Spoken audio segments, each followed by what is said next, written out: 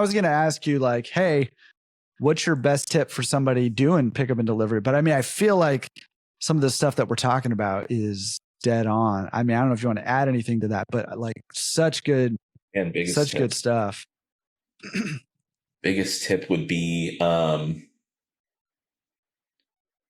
biggest tip for someone doing pickup and delivery would be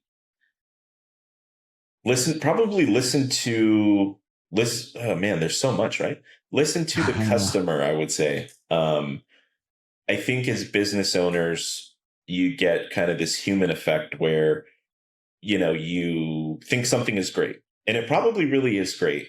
But when I first built my laundry app, I understood it, right? Because I built it, right?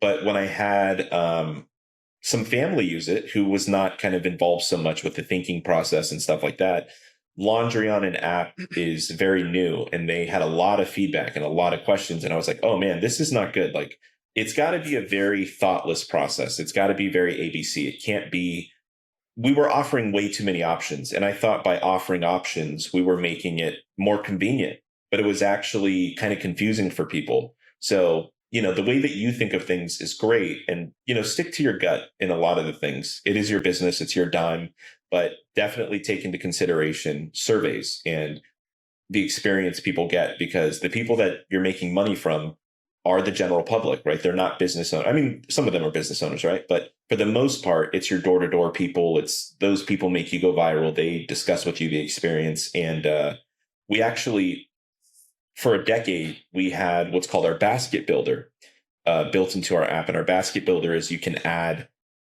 pounds, and you can add different items to your basket to get an estimate. Because in the beginning, people were like, well, I don't know how much my laundry is going to be. You kind of have like this consumer anxiety, right?